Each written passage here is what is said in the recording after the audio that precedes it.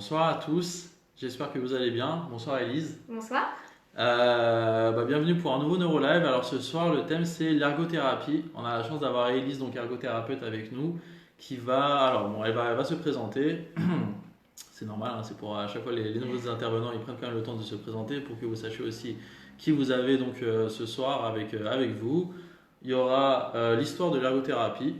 Je pense qu'on va apprendre pas mal de choses ce soir. Le bilan et puis également la prise en charge. Alors, le temps que les personnes se connectent, je vais. Et bah oui, oui, oui, ça a commencé. Je vais rappeler un petit peu donc l'objectif du NeuroLive et puis comme ça, donc on va voir là, il y a des nouvelles personnes donc, qui se connectent. Le NeuroLive, ça a été donc pensé pour d'abord les patients et les familles, donner un maximum de contenu, partager un maximum d'expérience pour pouvoir être utile donc aux personnes isolées qui malheureusement ne peuvent pas aller vers un praticien, ne peuvent pas forcément aller vers une consultation, et au moins du coup permettre à ces personnes-là d'obtenir un maximum d'informations pour aider leur quotidien. On a la chance aussi donc là d'avoir Nima avec nous donc ce soir derrière son clavier qui fera donc comme chaque jeudi qui pourra répondre directement aux questions des personnes ou lui-même poser des questions parce qu'il a l'habitude aussi donc de poser les questions assez spécifiques. C'est bien, il y a déjà pas mal de connectés, donc c'est plutôt cool. Ouais. Ouais. On peut commencer, c'est parti. Ouais. Ouais. Donc, Élise Trigot-Neveu. J'exerce à Clichy et à Vaucresson où je suis collaboratrice d'un cabinet depuis. C'est ma troisième année. Avant, j'étais en salarié. Et je travaille principalement en euros. Et dans le cadre du libéral, je reçois plutôt des enfants. Donc beaucoup d'enfants avec des troubles 10, TDAH, toute la sphère des troubles des apprentissages, mais aussi pas mal d'enfants autistes.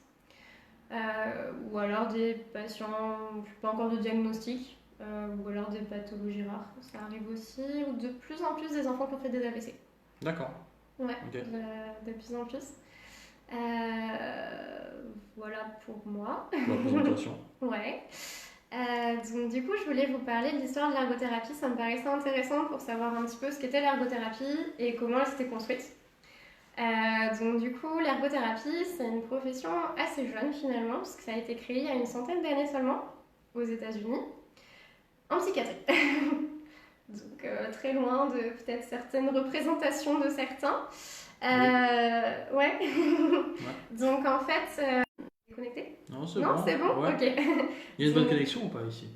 Normalement, oui. Normalement, oui. Bon, super. Ouais, Ok. Normalement. Ah, bonsoir tout le monde. Oui. Donc du coup, en fait, les hôpitaux psychiatriques à l'époque, mais aussi en France, c'était des villes en fait. Et notamment, en fait, on avait un petit peu deux classes de patients. Il y avait ceux qui étaient riches, donc qui étaient traités un peu comme des patients, on va dire, actuels, dans des lits qui voilà, sont pas forcément très actifs. Et puis des patients qui avaient moins de moyens et eux, en fait, travaillaient dans la ville.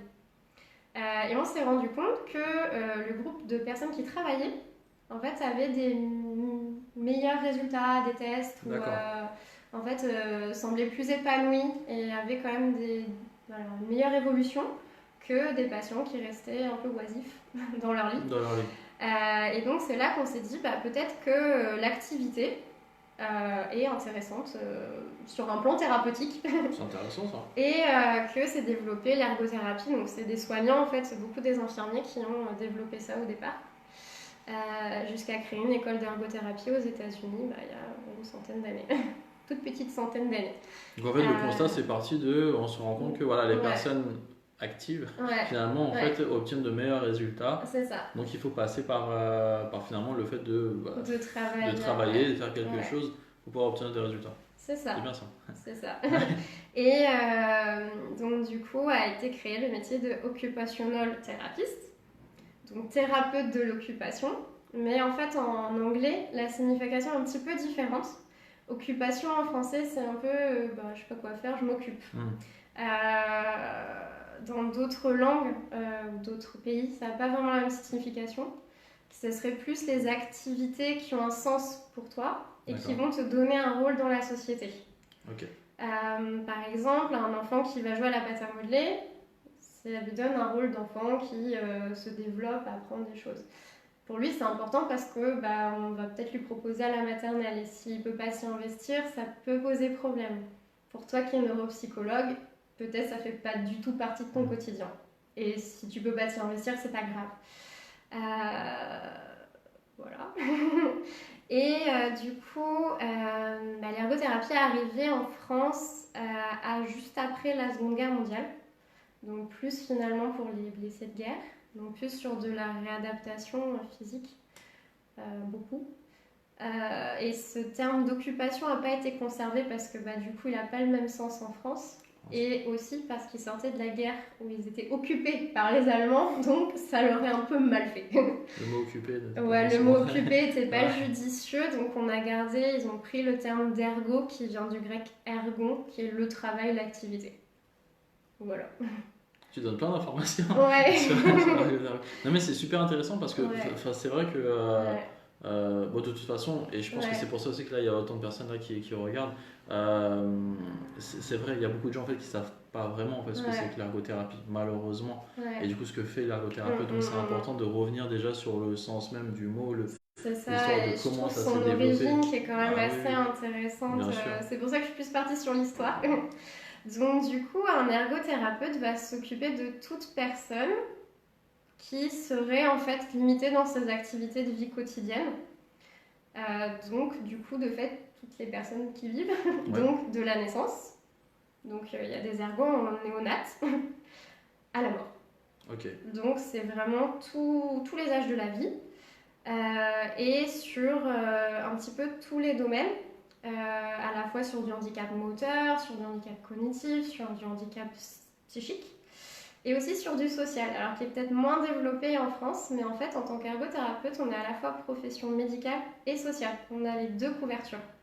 Donc, peut-être même la seule profession, je ne sais pas si certains peuvent nous donner des indications. Le lien avec l'ergonomie, c'est intéressant. Mais en fait, c'est aussi des ergots. Et en fait, tous les deux, on étudie les sciences de l'activité. En fait, en tant qu'ergo, voilà, c'est un peu la spécificité, c'est l'activité. Donc, on est à la fois sur des sciences médicales et sur des sciences de l'activité. Et donc, il y a beaucoup de choses, peut-être de théories ou de concepts qui sont aussi enseignés en ergonomie dans les facs pour pratiquer ce métier. Et nous-mêmes, en fait, on peut rattraper des filières pour devenir ergonome. Voilà. Que dire de plus alors du coup, donc c'est arrivé en France après la Seconde Guerre mondiale. Peut-être pour le coup, alors comment après ça a évolué sans forcément trop faire d'histoire, mais comment ça a évolué entre après guerre et puis jusqu'à peut-être ces dernières années, parce que je pense qu'il y a quand même en fait assez de mouvements aussi dans la profession, surtout avec l'arrivée de l'outil informatique. Notamment. Oui. Donc après, forcément, on a entendu un peu de tout, que ce soit professionnel ou alors côté patient.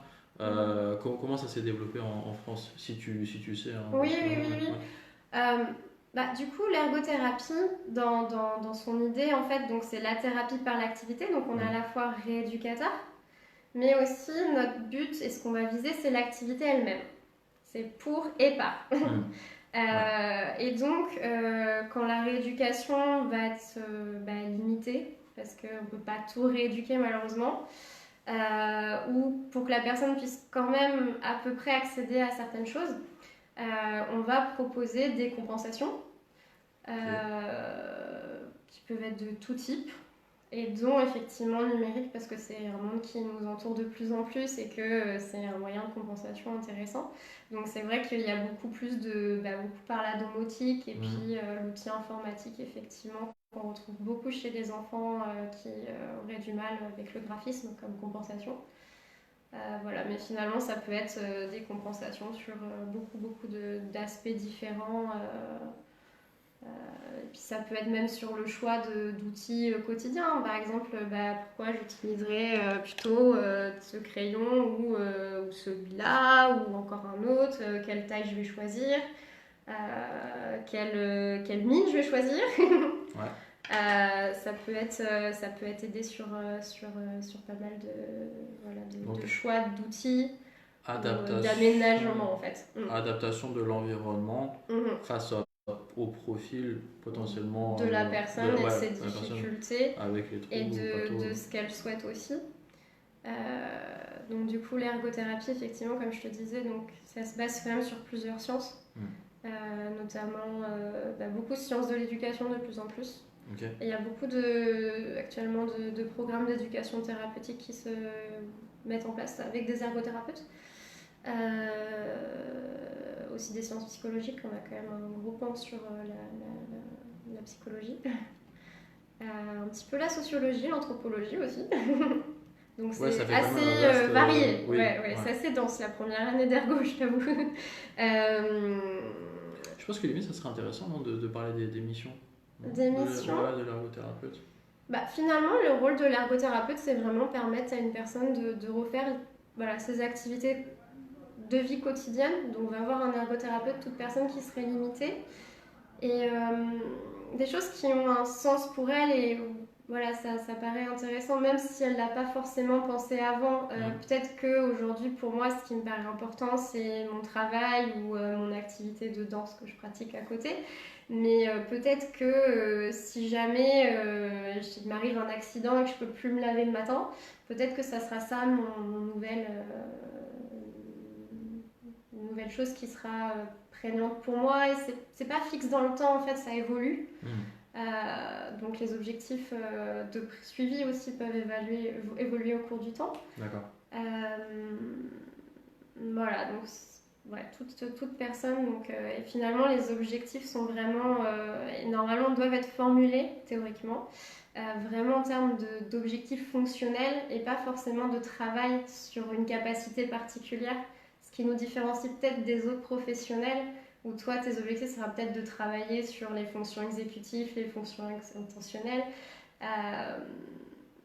Moi, finalement, pas sur ces domaines-là, pour le coup, ça sera plus mon moyen que mon objectif. Ok, oui, je comprends. Ouais, c'est ça. Alors du coup, c'est vrai que l'activité, c'est très large.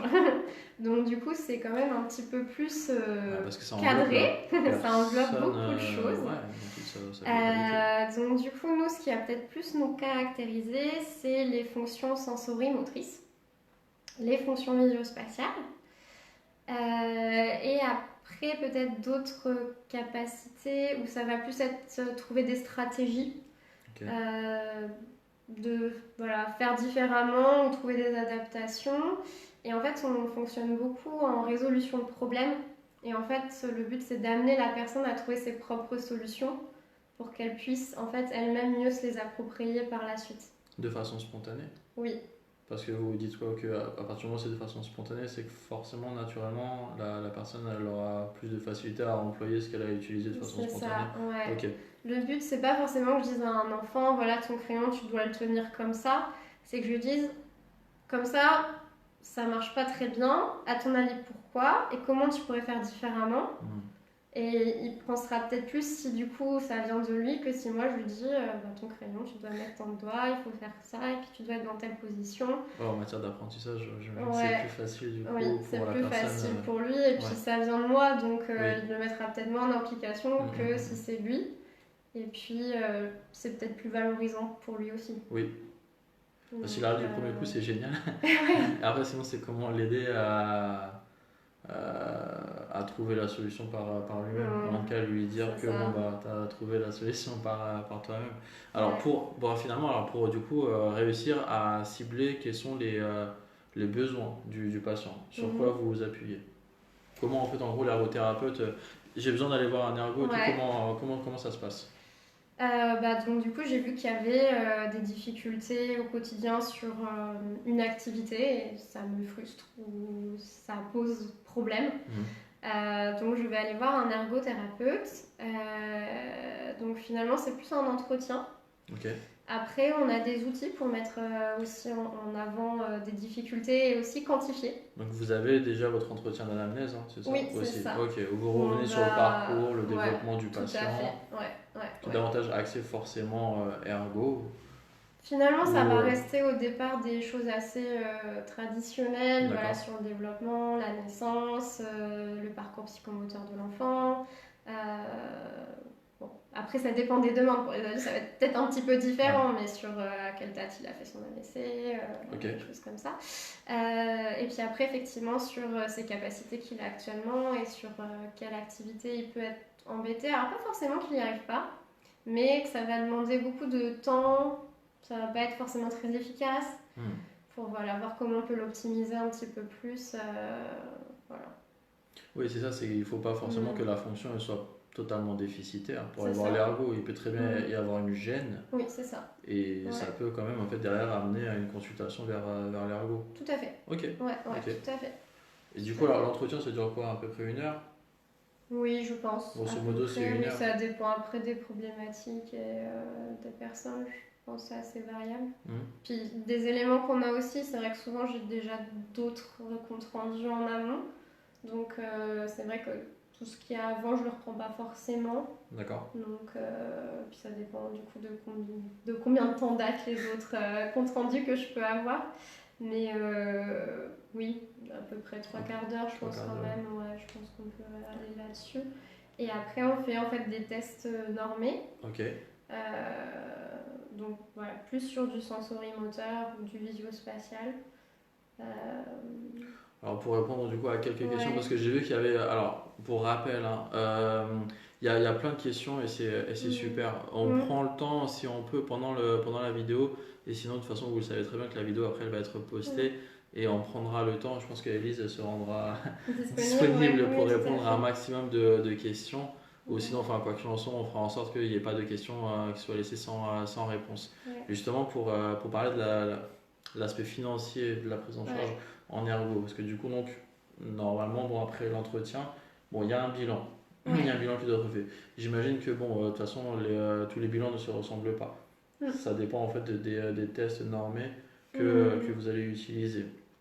Ça va de. Alors, on va d'abord parler en termes de temps que ça peut prendre un bilan ergo, et puis après, éventuellement, chiffrer un petit peu, grosso modo, ce qu'on retrouve chez un ergo en libéral, en tarif. Donc, du coup, il y a la phase d'entretien qui va durer, oui, je dirais peut-être 3/4 d'heure. Et les tests, je dirais bien quand même 2 heures. Plus après, en général, un temps de restitution pour expliquer les résultats et ce qu'on peut proposer aux familles. Du coup, en général, c'est facturé, je dirais, à peu près aux alentours de 200 €. D'accord. Enfin, pour la totalité du bilan? Pour la totalité, ouais. Donc entretien, plus test, plus le rendez-vous de restitution. Aux alentours de 200 €. Ouais, à peu près, je dirais à peu près 180, 200. D'accord. Ça dépend aussi des endroits, peut-être qu'en province c'est moins cher. Ça peut être fait en une fois, comme ça peut être fait en plusieurs fois, le bilan? Vraiment en plusieurs fois. Ok. Parce que même pour la fatigabilité de l'enfant, moi en fait maintenant je le divise en minimum 3 fois. Au moins comme ça on est sûr que c'est pas bâclé. C'est ça, ouais, je trouve que c'est intéressant. Puis des fois, il y a des choses qu'on ne dit pas dans l'anamnèse, qui me le disent de rendez-vous plus tard. En fait, je n'y avais pas pensé, mais effectivement, je trouve que c'est intéressant. Donc, normalement, c'est à peu près 2 heures de pure, on va dire, de passation de test. Ouais, peut-être un petit peu. Ça dépend ce qu'on a. Si on a beaucoup de. C'est vrai qu'on reçoit beaucoup d'enfants finalement un petit peu au bout de leur rééducation. Quand il y a déjà un bilan psychomoteur, il y a déjà un bilan neuropsy. On va pas refaire passer des tests pour le plaisir si ça date de pas forcément très longtemps. Tu peux donner le nom de quelques tests? Les tests qu'on retrouve le plus souvent pour un bilan ergo? Oui, en pédia plutôt. Ouais. Beaucoup des bilans graphiques, donc il y a le BHK qui revient très souvent, les lenteurs de l'espargot. Au niveau moteur, le MABC2. Après, il y a le BOT2, qui en fait n'est pas normé en français, mais finalement il y a de plus en plus d'ergos qui l'ont. Après, il y en a beaucoup qui font aussi des évaluations plus qualitatives où il n'y a pas forcément de résultats. D'accord. En se basant notamment sur des batteries anciennes, notamment la batterie de Talbot. C'est une batterie qui est très intéressante, mais l'étalonnage doit dater des années 70. Donc on ne prend pas l'étalonnage parce que ça n'a pas d'intérêt, c'est un peu vieux. Après, sur tout ce qui est intégration sensorielle, le seul qui est reconnu en France, c'est le profil sensoriel 1. Les autres ne sont pas normalisés. Donc, il y a beaucoup d'autres outils qui sont très intéressants, mais malheureusement pas normalisés en France et pas forcément traduits. Ça, ouais, c'est vrai que les pros, peu importe, hein, j'ai l'impression les professions, Ouais. parfois on est un peu coincé avec les outils qu'on a à disposition qui ne sont pas forcément excellents, C'est ou en tout cas ça. sans défaut, et Ouais. bon, on fait comme on peut avec ce qu'on a pour mettre en avant les points forts et les points faibles chez la patiente. Après, sur tout ce qui est visio-perceptif, il y a le DTVP qui est beaucoup passé. Donc là, il y a le 3 qui est sorti l'année dernière. Après, on utilise aussi des items de l'ANEPSI, les compétences sensorimotrices visio-spatiales. La NEPSI, on se la partage tous. Oui, mais c'est vrai qu'elle est vraiment intéressante, je trouve. Puis sur les normes aussi. Ouais. Je cherchais récemment un bilan pour appréhender un peu la 3D. Et finalement, il y a vraiment celui-là. Il y avait le Benton, mais je trouve que les étalonnages sont quand même assez anciens. Donc ça, après, plus vraiment sur occupation pure. Il y a la mesure canadienne du rendement occupationnel, le MOO, le modèle de l'occupation humaine. Je suis moins à l'aise avec celui-là. Kawa, bon là c'est peut-être plus pour les orientaux pour le coup. Après, des bilans plus peut-être sur des éléments à proprement dit, beaucoup sur la manipulation des outils scolaires. Il y a le Manos qui a été créé avec un étalonnage. D'accord. RTD de Lasserre aussi sur visio-perceptif. Il y en a plusieurs.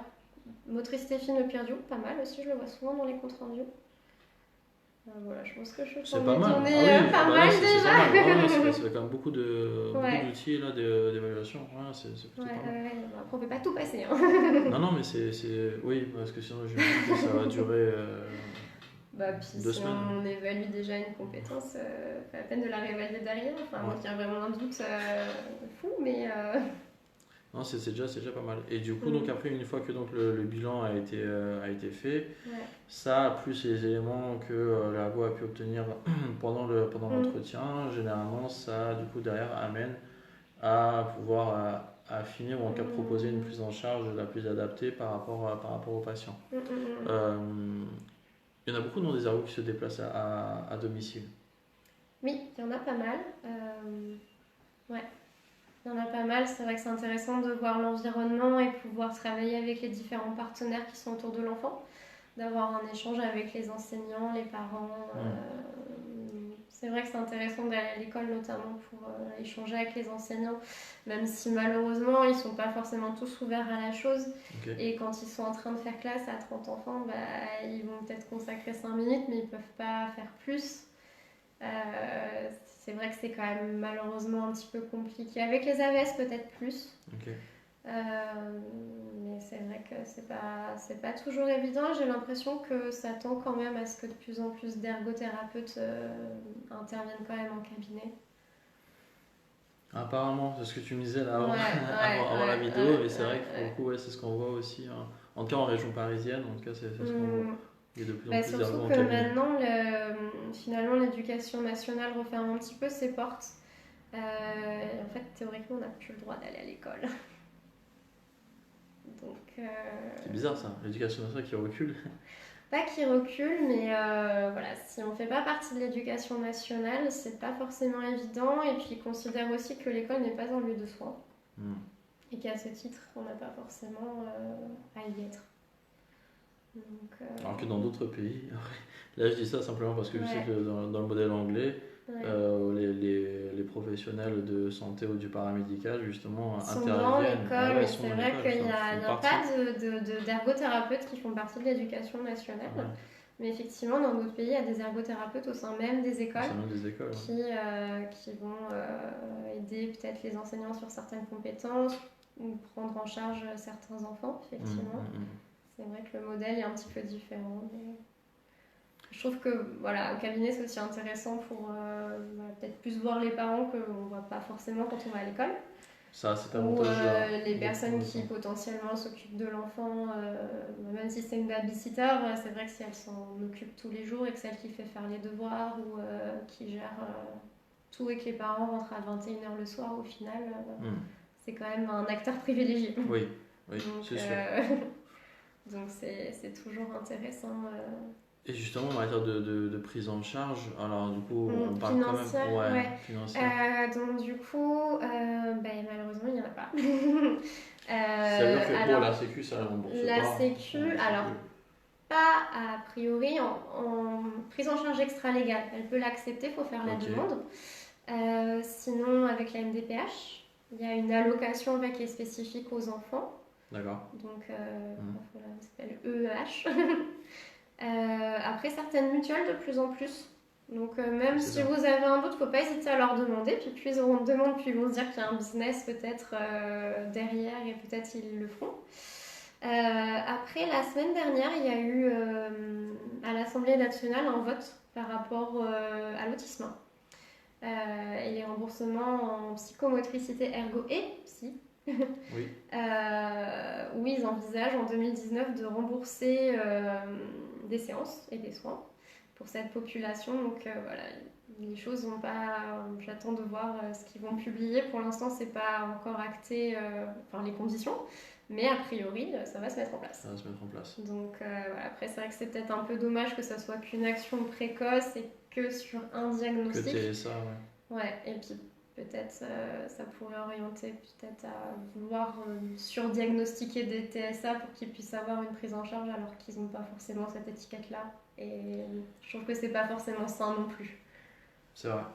Ça, c'est vrai que de toute façon, en fait, il y a une inégalité. Hein. De toute façon, il y a l'inégalité, je pense, tout le temps, partout.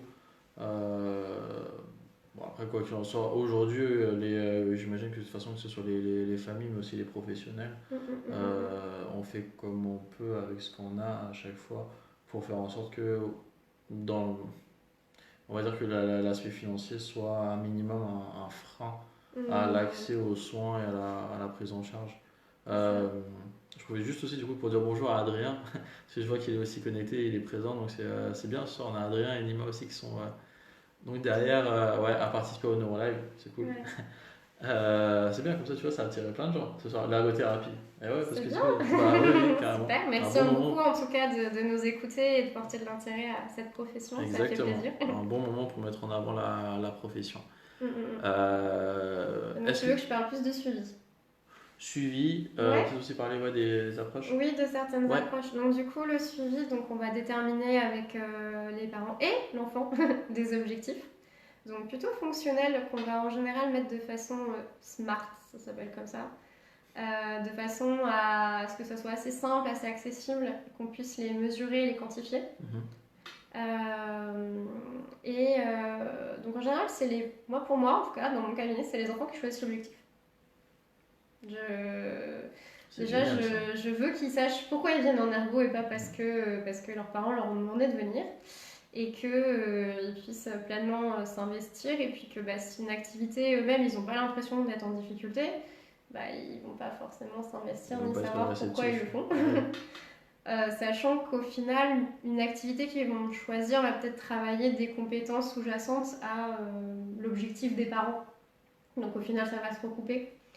Et donc on passe par l'activité. Donc pour les enfants, c'est beaucoup le jeu.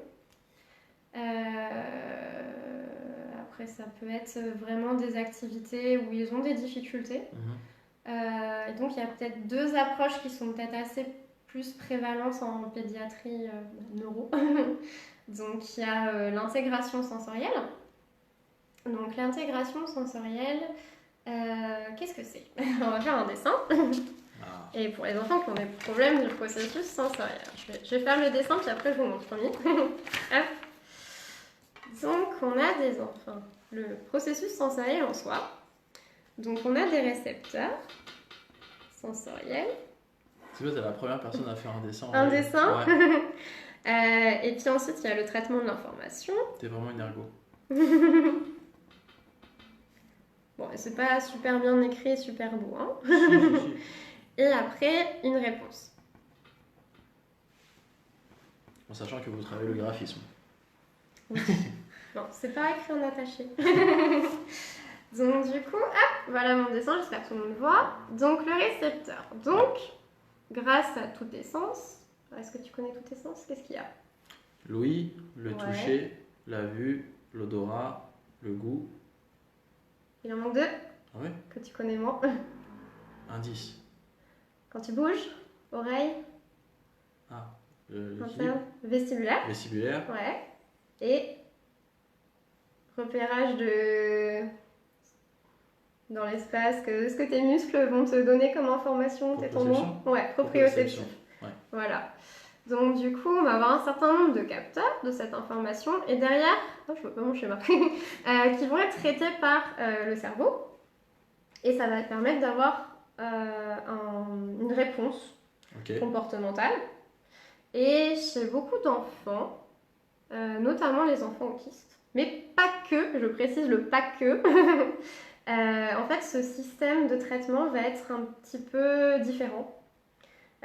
Soit en fait une toute petite, je te laisse le tenir, Ouais. une toute petite stimulation en fait va être très intense, donc du coup potentiellement ils vont peut-être pas supporter certaines réflexions et avoir une réaction très exagérée, voire ne plus la supporter et avoir un trouble du comportement parce qu'ils vont vraiment s'énerver et on va pas comprendre.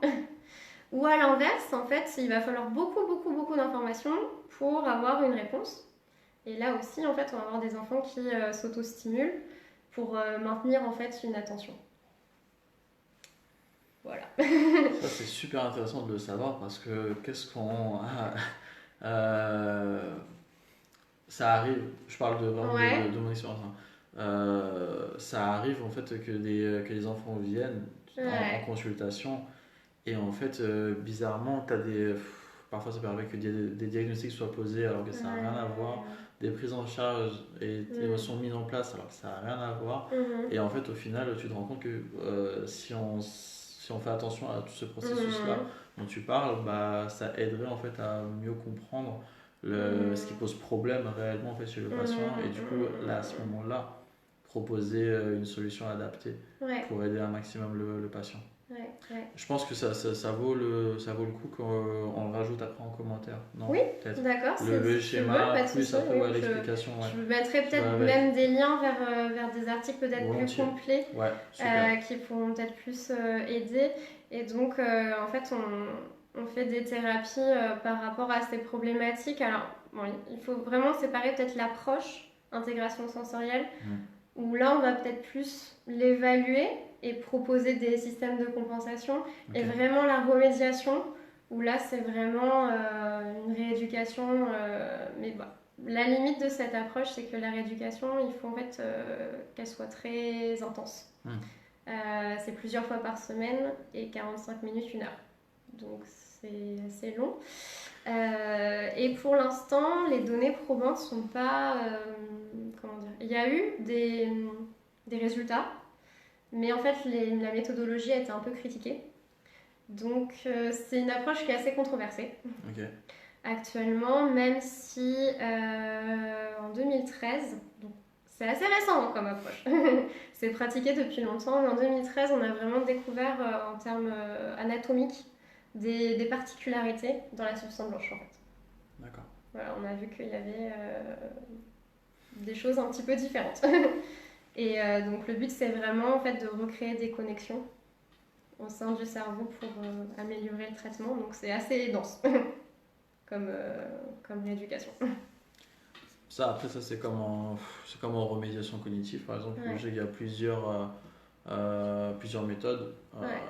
Et la plupart du temps, en tout cas, on va dire ce qu'on entend que lorsque ça marche bien, en tout cas que ça dure dans le temps, parce que c'est ça aussi, parce que si c'est après 2 ou 3 mois, le patient arrive à réussir à augmenter ses performances, mais que finalement ça ne dure pas dans le temps, à quoi bon? C'est la plupart du temps des séances, mais il faut que ça soit vraiment assez dense, assez soutenu. Il faut au moins 2 prises en charge par semaine. C'est pareil, ça, c'est du 45 minutes, ouais, 1 heure, ouais, pour que ça ait réellement un impact. ouais. Et même là, pour le coup, je crois qu'il y a des études qui ont dit comme quoi finalement en fait, la remédiation n'avait pas à ce point-là un impact sur l'amélioration des fonctions qui seraient éventuellement déficitaires. Parce qu'il il y a le développement normal du cerveau qui finalement en fait, permet aussi de pouvoir augmenter certaines performances dans ces fonctions-là qui sont aujourd'hui en cas déficitaires. Donc de toute façon c'est de la science, donc c'est de la théorie. Mais c'est des choses qui c'est intéressant, qui ont été étudiées en ergothérapie, de vraiment en fait, se prendre des échantillons d'enfants sans difficulté, leur proposer une remédiation et voir en fait quelle était l'évolution pour justement pouvoir discerner quelle serait l'évolution traditionnelle et quelle est l'évolution avec de l'ergothérapie pour vraiment montrer l'efficacité en fait. C'est des choses qui ont été faites, c'est génial. Aux États-Unis, bien évidemment.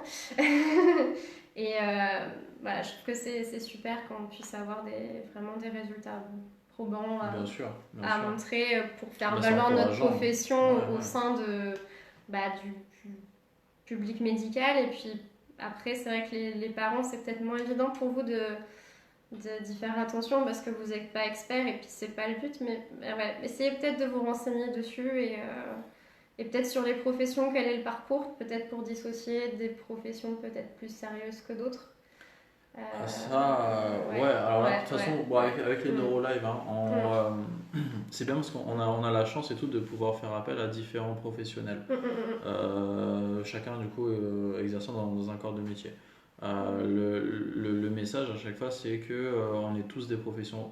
Là, je parle des professions sérieuses, en tout cas avec un diplôme d'État. Bien sûr, on est tous complémentaires parce qu'en fait, chacun d'entre nous, on a nos propres champs d'expertise, nos domaines de compétences. Et là où c'est bénéfique aux patients, c'est à partir du moment où le professionnel concerné, donc celui qui est spécialisé, qui est expert dans tel domaine, va pouvoir travailler avec le patient et il va pouvoir échanger un maximum avec un autre professionnel qui lui s'occuperait donc d'autres fonctions. D'autres fonctions, tout à fait. Mais peut-être faire quand même attention à ces différents professionnels. Avant de s'adresser à un professionnel, on va voir quelles sont ses études. Parce que finalement, derrière thérapeute, il peut y avoir quand même beaucoup de choses différentes. Je le dis comme ça. Ok, comme ça. Clairement, par exemple, par rapport à l'écriture, par rapport à la rééducation de l'écriture, je sais qu'il y a beaucoup de parents qui vont venir vers moi avec un compte rendu d'un graphothérapeute, par exemple. Moi, perso, ça me pique parce que je me dis, mais c'est dommage et tout d'être parti voir un graphothérapeute. Il aurait fallu voir un ergothérapeute, par exemple, pour tout ce qui concerne l'écriture. Tu me dis si je me trompe.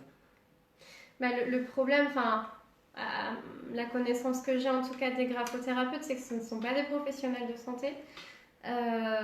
Finalement, leur formation est assez courte. Et en fait, ils ne sont pas habilités à évaluer toutes les compétences en fait, qui vont sous-tendre le graphisme, ni vraiment le rééduquer. Donc du coup, l'approche va être peut-être un petit peu différente et peut-être qu'au niveau médical, même si le but c'est pas forcément de donner une pathologie à votre enfant, ça va peut-être retarder un petit peu le diagnostic et la prise en charge qu'il peut y avoir derrière parce que les difficultés et les troubles ne seront pas forcément identifiés. Donc ça c'était par exemple un exemple de profession. Après chacun on fait encore une fois comme on peut avec les pros qu'on a aux alentours de chez nous. Et puis quoi qu'il en soit, si il y a... moi à chaque fois je me dis que il n'y a pas de mal à aller voir quelqu'un à partir du moment où on obtient des résultats positifs. Tout à fait. Après, c'est dommage si ce temps-là il est pris sur une autre éventuelle prise en charge qui aurait été davantage bénéfique et plus efficace pour l'évolution positive du patient. Après, chacun d'entre nous, c'est comme ça. Je te présente l'autre approche ? Ouais, carrément. Alors, l'autre approche, qui s'appelle Coop, qui a été créée au Canada. Donc c'est une approche qui a été créée à la base pour les enfants avec des troubles de développement de la coordination, vous connaissez peut-être plus sous le nom de dyspraxie. En fait, on s'est dit, ces enfants, finalement, quel est leur point fort? Le langage. Et donc on s'est dit, on va créer une thérapie où on va utiliser beaucoup le langage pour soutenir en fait le moteur. Donc en fait, on demande à l'enfant d'établir un plan moteur qu'ensuite il va devoir réaliser, il va le faire. Et après, il va devoir vérifier si c'était bon, si on peut faire mieux, et donc trouver par lui-même, encore par cette résolution de problème, comment faire Que je comprenne. Alors, une activité. Alors, est-ce que tu veux prendre une activité particulière? Avant la production motrice, en fait, c'est verbaliser ce qui va... C'est ça. C'est ça? Ok, ouais, d'accord. Ouais. Okay. Il choisit une activité, donc ça, c'est son but. Ok. Donc, je sais pas, quel but? Je sais pas, faire un pique-nique? Faire un pique-nique, ok. Le 1er novembre. Mais pourquoi pas? Oui, c'est vrai. Donc, but, faire un pique-nique. Ok, c'est quoi ton plan? Je vais d'abord choisir le parc. Ouais. Je planifie en fait. Ouais, vas-y, planifie. Okay. Je vais d'abord choisir le parc. Je vais voir du coup avec qui je vais faire le pique-nique. Aller faire les courses. Ok. Bon, le budget si on veut pour le pique-nique. Voir la météo justement. Ouais. Choisir un jour. Ça peut être pas mal s'il fait moins 15. Ouais, c'est pas top. Il va falloir un bon manteau. Et puis du coup donc après avoir vu la météo, après avoir choisi le parc, décidé du jour, du coup concrètement c'est je pense aller faire les courses le jour même, aller dans le parc, trouver une bonne place, un peu à l'ombre, un peu au soleil, et manger. D'accord. Et dormir. Très bien. Bon, alors là, c'est un peu spécifique. C'est vrai que je t'avoue, ouais. Tu vas partir avec ton plan, tu vas le faire, et puis tu reviens me voir. Ok. Pour voir en gros qu'est-ce qui a posé problème. Ouais, et en gros, je sais pas, du coup, qu'est-ce qui aurait pu poser problème? Je sais pas, t'es sorti de ton pique-nique, t'étais mort de faim. Je suis sorti de mon pique-nique, j'étais mort de faim. Ouais, est-ce qu'il y a quelque chose du coup qui a pas été? À ton avis, qu'est-ce que c'est? Qu'est-ce que t'aurais pu faire différemment? Peut-être que j'ai mal choisi les aliments. Ouais. J'ai pris des trucs, mais finalement, par exemple, oui, j'ai pris de la viande crue. D'accord. J'ai que ça comme exemple. Qu'est-ce que j'aurais pu faire d'autre? Si je ressors du pique-nique et je suis mort de faim, j'ai invité que des gourmands. Et du coup, j'ai pas pu. T'avais acheté qu'un paquet de chips pour tes 15 amis. Voilà. T'avais mal planifié. J'ai même pas eu. Exactement. Et donc, on va refaire. On refait tout. Ok. On conserve ce qui était bon, mais du coup, on va le rajouter à ton plan jusqu'à ce que tu puisses le faire. Et puis, à la fin, je te donnerai une jolie feuille. Un diplôme aussi. Ah, ça c'est chouette. Un beau diplôme. Ah oui, félicitations. Félicitations. Et puis, l'activité que tu as choisie, elle sous-tend beaucoup d'activités derrière. Hein, j'aurais pu dire une activité, c'est comme, on va dire, monter les marches. Non, prendre quelque chose dans la cuisine. Ça serait plus une tâche, peut-être. Te préparer un sandwich, peut-être juste exemple. ça. Ouais. Peut-être juste ça. Et donc, en fonction de ce que tu auras choisi, je vais te donner une fiche avec des plans. Ok. Alors avec les différents, en général, tu en auras choisi peut-être plusieurs. Alors, en général, on choisit 2-3 activités, pas plus. Donc je vais te donner une fiche récap avec un rappel peut-être de là où t'oubliais un petit peu. Donc voilà à peu près la fiche à quoi elle pourrait ressembler, mais on voit pas très bien. Ouais, et puis même de toute façon, en fait, c'est... Et merci que tu pourras amener à l'école si tu as besoin ou autre, pour toujours avoir jusqu'à ce que tu l'intègres vraiment. Et puis ça te permettra de faire l'activité qui te tient à cœur et d'intégrer des compétences en faisant finalement les gestes moteurs que tu devais faire ou en planifiant. Notamment peut-être si au niveau exécutif c'est un petit peu compliqué, bien qu'en tant qu'ergo on n'est pas habilité en fait à s'occuper de tout ce qui est fonction exécutive attentionnelle, c'est plus vous neuropsy, mais d'une certaine façon, on peut le toucher par, Comme vous avez par les des connaissances, stratégies. Ouais. Mais justement, voilà, c'est je de vais pas aller faire. travailler l'inhibition, la flexibilité ou je ne sais quelle pour acquérir ça et vraiment faire une remédiation là-dessus. Mais voilà, c'est de la stratégie. Ouais, c'est plus stratégie pour C'est pouvoir plus après derrière stratégie planifier. pour le faire. Ouais. Tout en ayant la connaissance justement des fonctions exé Oui. et ce qu'une évaluation des fonctions exé veut dire. Comme ça, vous savez très bien ce qui porte préjudice. Ouais, Est-ce que c'est justement que le patient il est trop impulsif par exemple? Est-ce qu'il manque de flexibilité? Est-ce que justement c'est que de la planification? Puis nous, c'est intéressant qu'on soit vraiment sensibilisé à ça pour aussi peut-être le repérer un petit peu au bilan pour pouvoir d'autant plus orienter et donner des éléments en faveur de ça et peut-être déjà orienter votre analyse à vous par la suite. Ça m'arrive assez souvent malheureusement d'orienter vers des psychologues où au final j'ai une WISC. Mais j'ai pas de bilan attentionnel derrière, ni vraiment exécutif, et je reste un petit peu sur ma faim, j'avoue. Il faut orienter vers des neuropsies. Mais oui, ça peut arriver, donc c'est intéressant d'avoir ça. Donc ça, c'est une approche, du coup, je reviens dessus, désolée, oui, bien sûr, qui a obtenu de très bons résultats, donc qui à la base était faite pour des enfants avec des troubles du développement de leur coordination.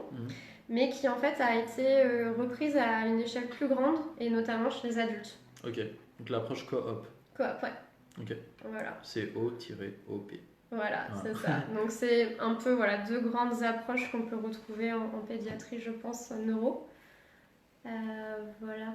Peut-être une question qu'on n'a pas abordée. Comment trouver un ergothérapeute? C'est vrai. Ça peut être utile. Donc du coup, on a une association nationale qui s'appelle l'Association nationale française des ergothérapeutes, ANFE, je le mettrai peut-être aussi, qui a créé un annuaire de tous ses adhérents qui sont en libéral. Ok. Après, je pense qu'on ils connaissent peut-être plus leurs adhérents. Ou le syndicat français des ergothérapeutes libérales, le SINFEL. Eux, par contre, ont l'annuaire même de leurs pas adhérents.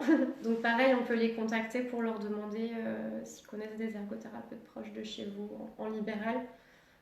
Ça permet d'avoir des adresses. C'est extrêmement utile. Utile. Et pour le coup, après, c'est vrai que c'est toujours bien en fait de. J'allais dire tout, on perd rien. C'est vrai que qu'est-ce qui, par exemple. Qu'est-ce qui ferait que il faudrait absolument que j'aille voir une ergo? Pourquoi je me dirais voilà, par rapport à ce que je vois chez mon enfant, c'est vraiment ça vaut le coup quand même en fait d'aller voir un ergo au moins pour l'entretien d'anamnèse.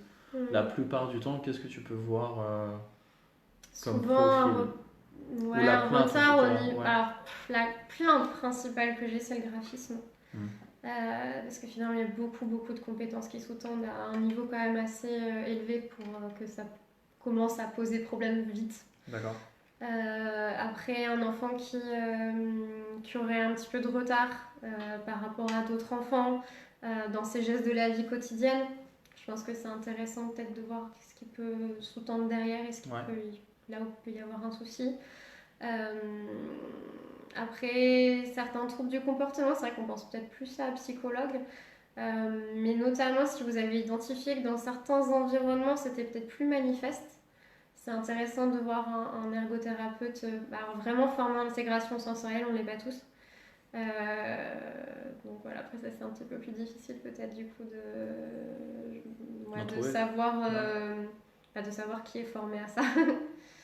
On peut demander. Vous pouvez demander. Après, c'est toujours même.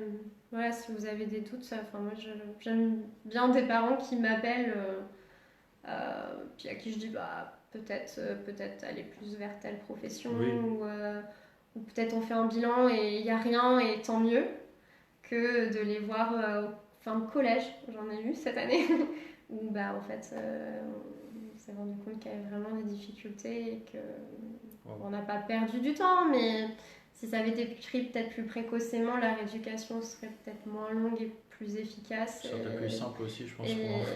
Oui, d'un point de vue émotionnel, ils auraient peut-être, ça aurait peut-être été plus facile pour eux de le découvrir avant. Tu auras un email, il a mis le.